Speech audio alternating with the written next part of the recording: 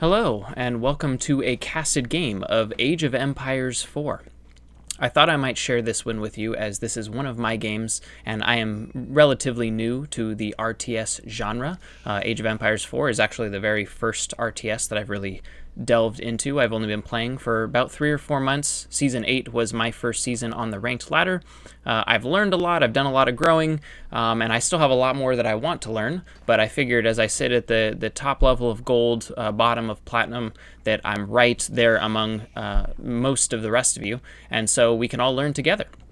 So I figured this was a really good game to showcase as it shows some of my weaknesses as well as some of my strengths, some of the things that I have really improved on since starting the game.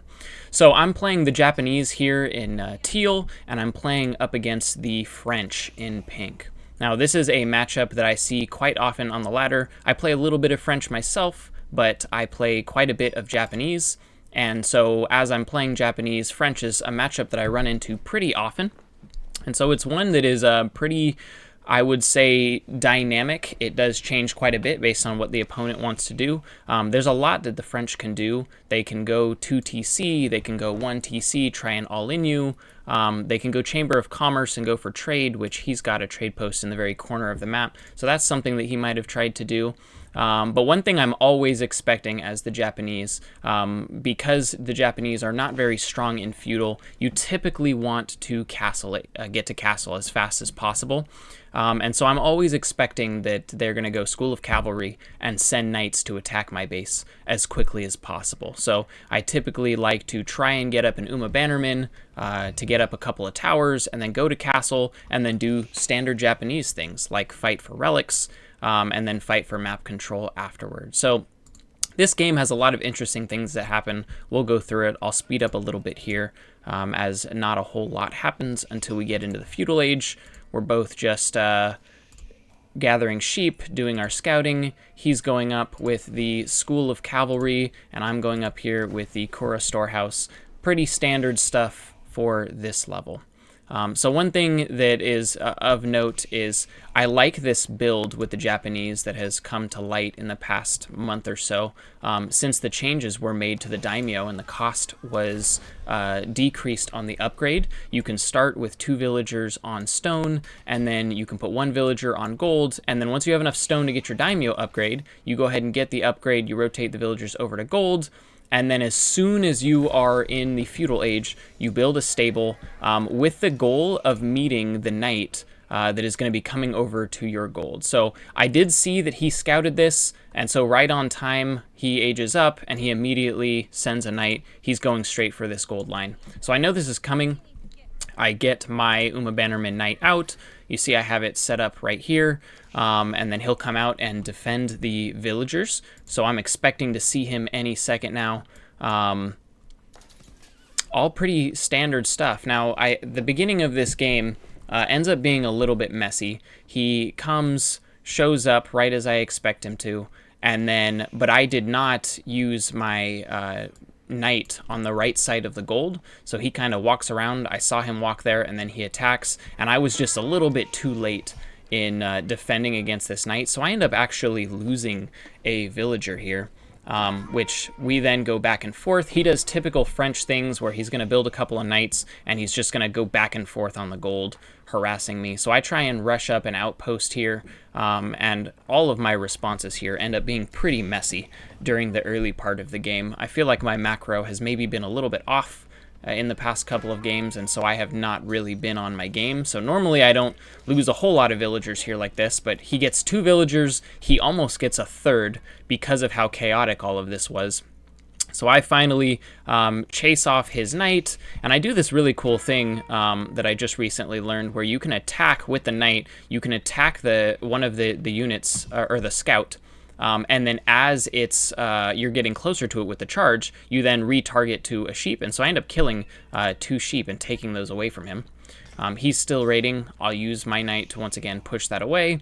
And then we get to a fairly typical transition of the game where I'm now getting onto gold. I've got 9 villagers on gold. and I have 14 on food. I'm just trying to get to castle as quickly as possible. Another thing that happens is because of how chaotic it was, I didn't get my villagers onto the farms as quickly as I should have to take advantage of that free food. That's normally something that I'm pretty good about, but it just didn't happen this game. So I can feel in this moment that I am behind. He killed 2 villagers, and I know I'm playing against French, so their villagers generate faster from their town centers than other civilizations. So I didn't know exactly how many villagers I was behind, but I knew I was behind, and I could feel it. So I was really feeling the pressure from just standard French. My expectation was that he was going to build up as many knights as he could, and then come and continually harass me, maybe even try and all-in me with a ram push right around here, push me off of gold, and then try and kill as many villagers as possible. So that's why I have 2 towers. I was kind of expecting for that to happen, but that actually isn't what happens. He does something kind of weird for the French. He builds 3 different production buildings, so he has his School of Cavalry to get out knights, he's got his archers, he's got a barracks. So he's producing archers, spearmen, and knights, which I think is fairly inefficient for what the French really wants to do.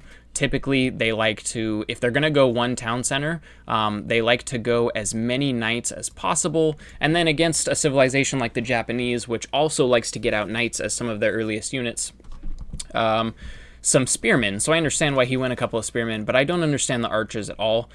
He could see the fact that I was putting as much as I could on gold. I had the towers coming up, so he knows that I'm going castle.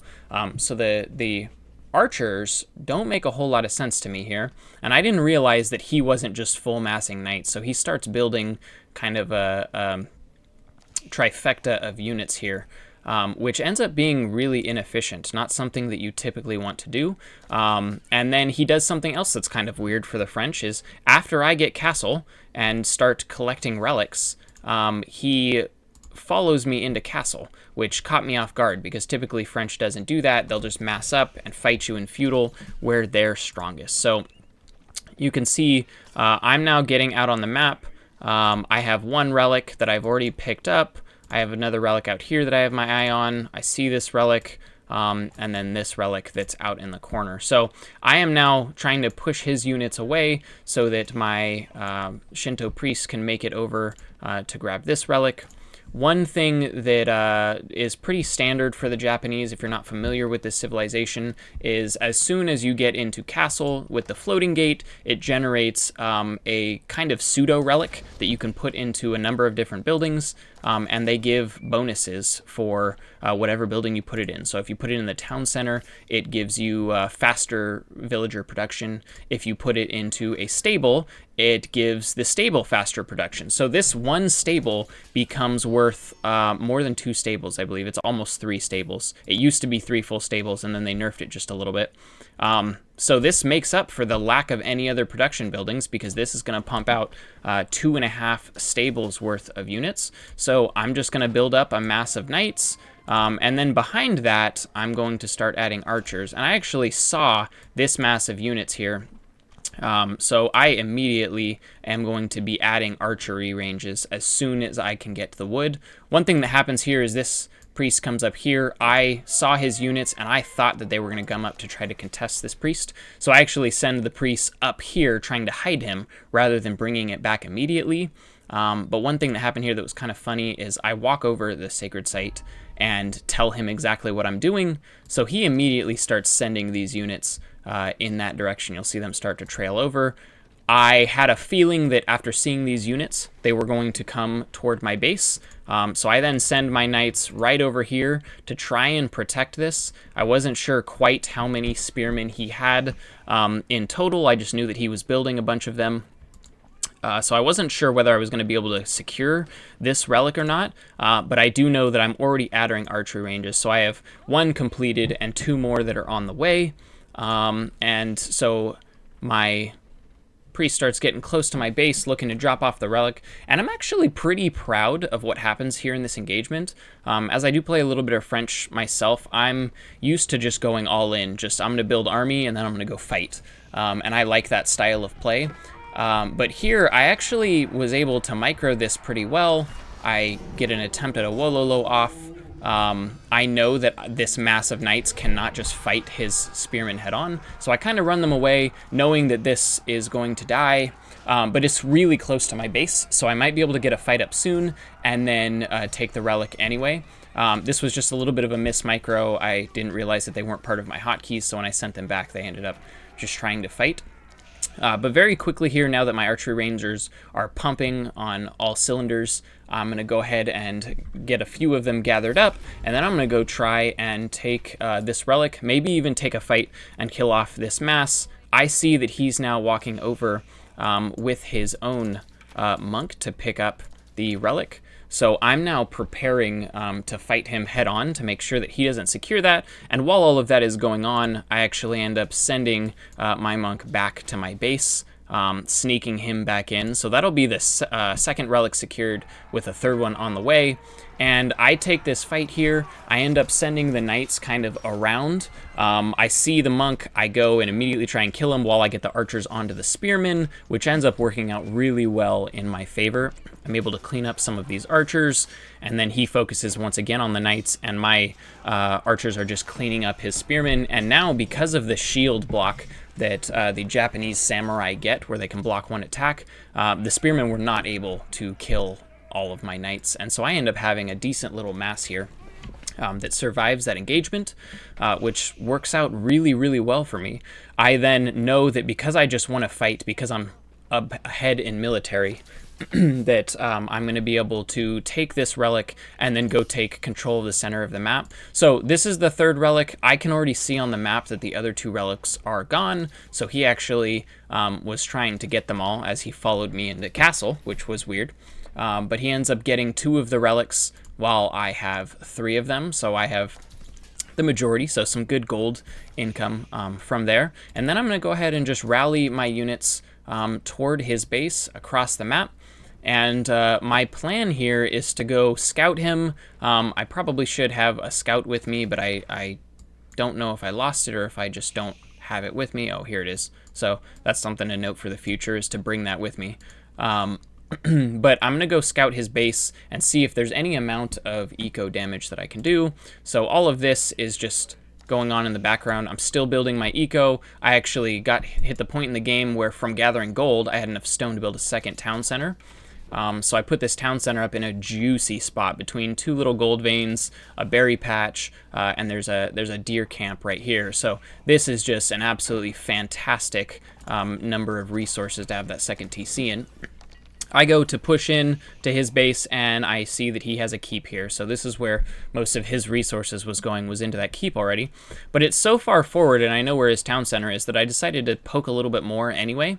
I find some villagers, and he was not prepared for this, so I immediately go, and I take a fight here. And this fight may or may not have been a little bit of a mistake. He missed micros and doesn't send the horses onto my archers fast enough. But because of that, I am able to clean up everything. I microed the archers onto his crossbowmen here, who were on the knights, and I end up winning the fight there with probably more mass than I should have. I think maybe I would have won the fight no matter what, but I won with more units than I should have had left over, and because of that, I'm able to just use these knights to absolutely walk all over the villagers that he has. And for the rest of the game, you're going to see that these knights, as well as some archers and future mass, are just going to walk back and forth throughout his base, just doing as much damage as they can, finding villagers, even if I'm not getting villager kills, idling his economy. I get close to the keep, and I then pull back, and I was worried about these going down, so I ended up not getting more villagers here, which I probably could have, but I just wanted to get them safe so that I didn't immediately lose them, and then I continue walking around his base looking for more damage.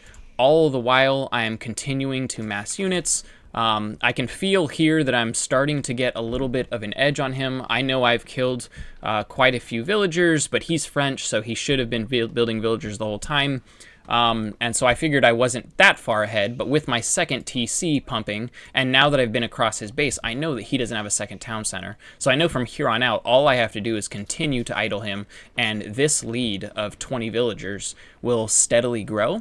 I assumed that he was building military this whole time because of all of the production that he had around the keep. And so I thought he actually had more military than he did, not realizing that it is, 54 to 3. So here, I end up walking my units once again over to his base, and I'm just trying to be as annoying as possible here. I end up walking back and forth, getting a few kills here and there, just continuing to deal damage. And from here on out, I know that I'm kind of just winning this game. I just need to figure out a way to close it out. And so my way of doing that is to just be very clinical about it.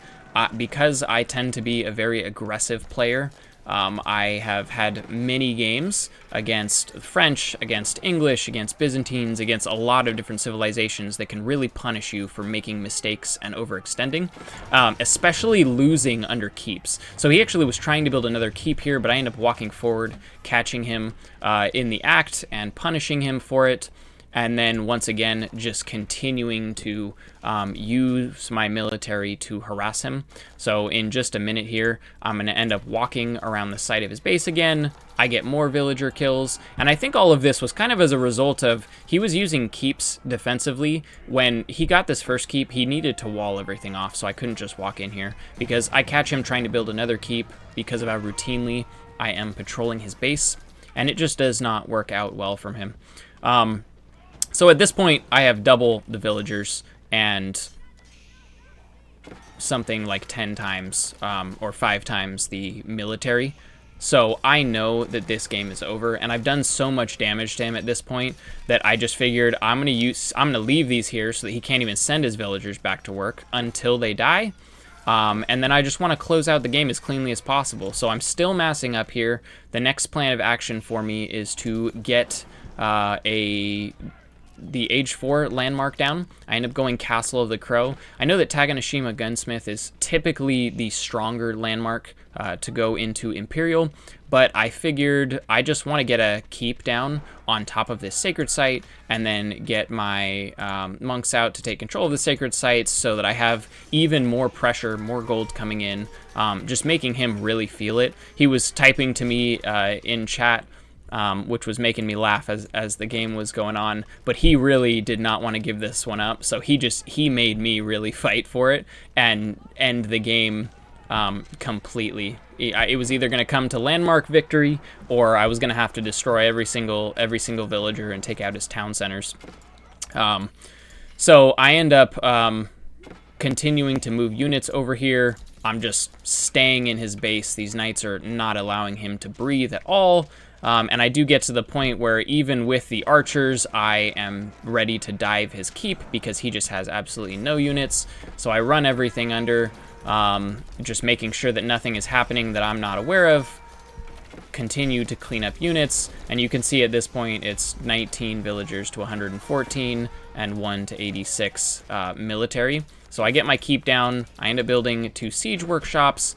I build a couple of cannons, and then I'm just going to walk them through his base until the game is over. So that's basically all that happens. I end up hitting max population, so I delete some villagers with a healthy villager count. My economy is popping off. I have a full farm transition coming with my second town center. I know that he doesn't have one. So again, I just want to do this as cleanly as possible, walk in, and end the game. This game felt really good for me because this player was Plat 2 at the time. I was Gold 3. So this game actually put me into Platinum. But I think to date, it was also one of my higher ranked wins. I've had a lot of games where I get an advantage out of the early game and then end up fumbling the ball. So it felt really good to just have a clean, solid win. I'm really proud of this one. I look forward to sharing the next one with you guys. Let me know if you have any comments. Thank you.